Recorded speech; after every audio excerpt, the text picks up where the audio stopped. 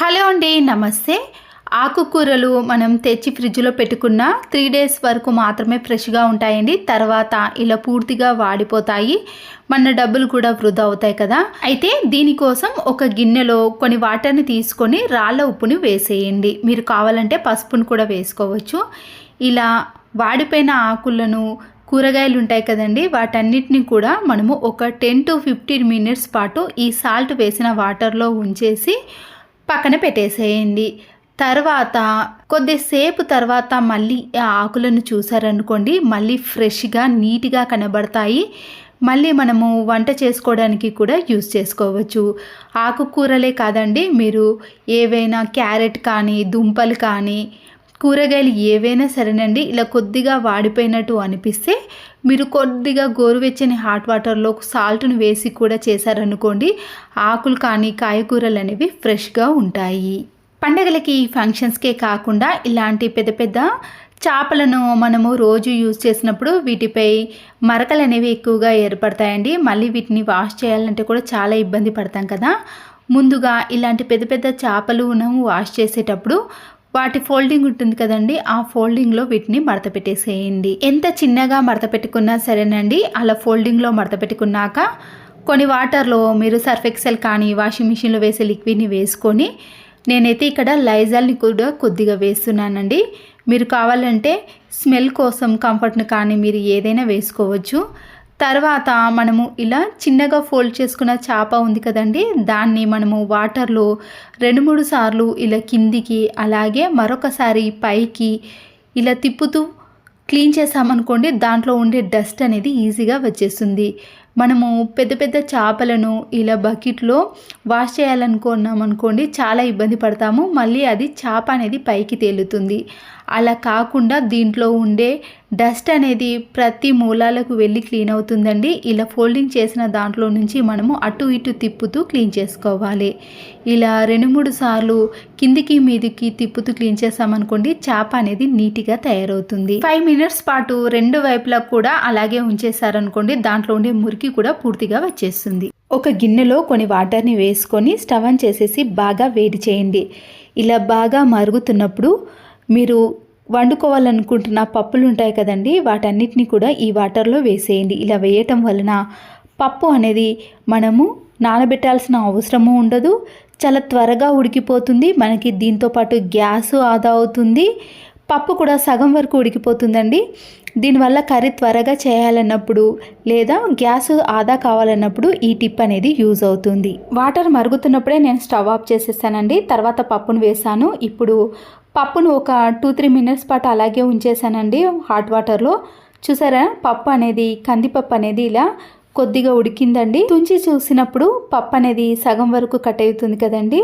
పప్పు త్వరగా ఉడకాలన్నా కర్రీ త్వరగా చేయాలన్నా ఈ టిప్ అనేది యూజ్ అవుతుంది. పెద్ద పెద్ద బ్లాంకెట్స్ ఉంటాయండి, మనము ఎక్కడికైనా తీసుకెళ్ళాలన్నప్పుడు లేదా మనము సెల్ఫ్లో కానీ కబోర్డ్స్లో కానీ సర్దుకోవాలన్నప్పుడు స్పేస్ అనేది చాలా ఎక్కువగా తీసుకుంటుందండి. మనము ఎక్కువగా ఇలాంటి బట్టలను మడత పెట్టేసేటప్పుడు దగ్గరికి మడత పెట్టి వాడని బెల్టులు ఉంటాయి కదండి, చిన్నపిల్లలే కానీ పెద్ద పిల్లలు ఏవైనా సరే బెల్టులను తీసుకొని ఇలాంటి బ్లాంకెట్స్కి పెట్టేసేయండి. అప్పుడు బ్లాంకెట్ అనేది ఫోల్డ్ చేసాం కాబట్టి ఆ ఫోల్డ్ అనేది అస్సలకే వెళ్ళదండి. అంతేకాకుండా ఇలాంటి పెద్ద పెద్ద బ్లాంకెట్స్ అనేవి ఫోల్డింగ్ చాలా చిన్నగా ఉంటాయి. మనము ఎక్కడ పెట్టినా కూడా చాలా స్పేస్ అనేది తక్కువగా తీసుకుంటుంది. ఈ బెల్ట్ సహాయంతో మనం పట్టుకొని ఎక్కడికైనా ఈజీగా తీసుకెళ్ళవచ్చు లేదా ఏదైనా బ్యాగ్లో కూడా పెట్టుకోవచ్చు. బర్నర్స్లో నుంచి సైడ్లో ఎక్కువగా మంట వస్తున్నప్పుడు గ్యాస్ అనేది వేస్ట్ అవుతుంది కదండి. ఈ బర్నర్స్ని తీసుకొని దీని చుట్టూ కూడా కోల్గేట్ పేస్ట్ని అప్లై చేయండి. చల్లారిన తర్వాత అది గట్టి పడుతుందండి. ఇలా చుట్టూ అప్లై చేసిన తర్వాత గ్యాస్ స్టవ్కి పెట్టేసి మనం ఆన్ చేసామనుకోండి, దాని సైడ్లో నుంచి మంట అనేది అస్సలకే రాదండి. దీనివల్ల వంట అనేది త్వరగా అవుతుంది, గ్యాస్ కూడా ఆదా అవుతుంది. స్వెటర్లు కానీ లేదా మందంగా ఉన్న ఏవైనా సరేనండి, మనము ప్రతిరోజు స్వెటర్లను అయితే ఉతికం కదండి, వాష్ చేయం కదా. అలాంటప్పుడు ఏదైనా బ్యాడ్ స్మెల్ వస్తుంది అనుకున్నప్పుడు పర్ఫ్యూమ్ని కానీ లేదా మనం ఫేస్కు వాడే పౌడర్ ఉంటుంది కదండి, దాన్ని వేసి ఇలా లోపల బయట 2 వైపులా వేసి దువ్వెనతో బాగా అప్లై చేశారనుకోండి, పూర్తిగా స్ప్రెడ్ అవుతుంది. దీనివల్ల మనము ప్రతిరోజు వాష్ చేయాల్సిన పని ఉండదండి.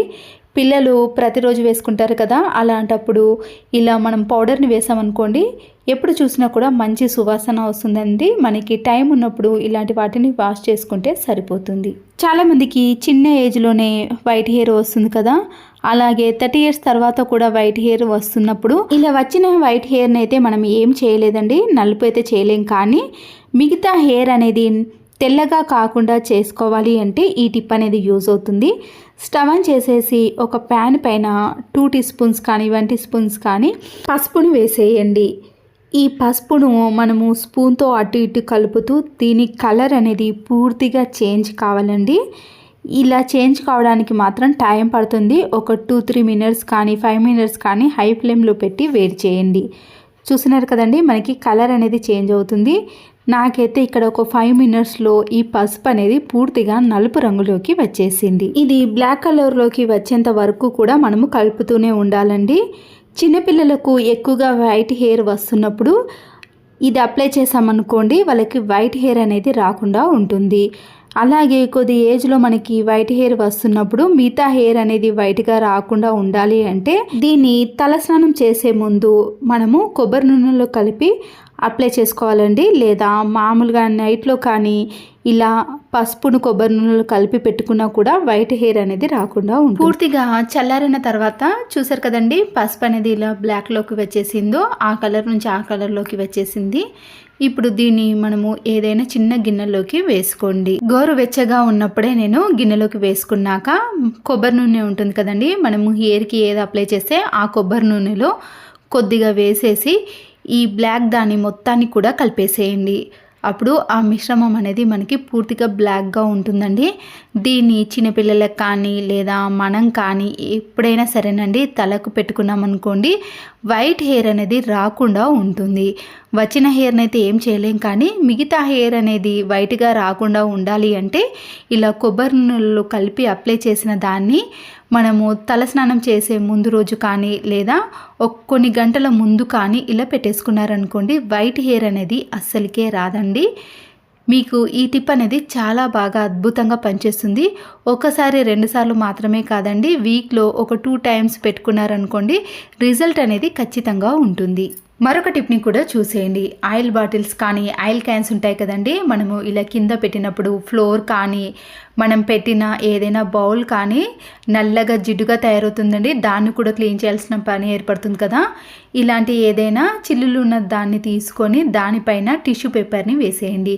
టిష్యూ పేపర్ని వేయటం వలన దానిపైన పడ్డ ఆయిల్ అంతా కూడా ఇది పూర్తిగా అబ్జర్వ్ చేస్తుంది కాబట్టి కింద అనేది ఫ్లోర్కి అంటకుండా ఉంటుంది. ఇలా ఆయిల్ క్యాన్ని పెట్టేసిన తర్వాత మనకి ఆయిల్ వేసినప్పుడు కూడా ఇలా బాటిల్లోకి కొద్దిగా కిందికి జారుతుంది కదండి, అప్పుడు మనము క్లీన్ చేయాల్సిన పని కూడా ఏర్పడుతుంది. మన ఇంట్లో ఉండే ఏదైనా ఫ్లోర్ పిండి కానీ లేదా ముగ్గు పిండి ఏదైనా సరేనండి, నేనైతే ఇక్కడ పౌడర్ని వేస్తున్నాను. ఫేస్ వేసే పౌడర్ని ఇలా చుట్టూ కూడా అప్లై చేసి ఇలా ఆయిల్ బాటిల్ మొత్తం కూడా అప్లై చేసామనుకోండి, ఆయిల్ అనేది కిందికి పడ్డా కూడా ఈ పౌడర్ అనేది పూర్తిగా పీల్చేస్తుందండి. దీనివల్ల మనం క్లీన్ చేసేటప్పుడు కూడా చాలా సులువుగా ఉంటుంది. ఇలాంటి దాన్ని మనం కిచెన్లో ఎక్కడ పెట్టినా కూడా చాలా నీట్గా కనబడుతుంది. ఫ్లోర్ని కూడా పదే పదే క్లీన్ చేయాల్సిన పని కూడా ఉండదు. ఈ టిప్స్ నచ్చితే తప్పకుండా ఒక లైక్ చేసి మీ ఫ్రెండ్స్కి రిలేటివ్స్కి షేర్ చేయండి. మరో యూస్ఫుల్ వీడియోతో మళ్ళీ కలుద్దాం. Thanks for watching.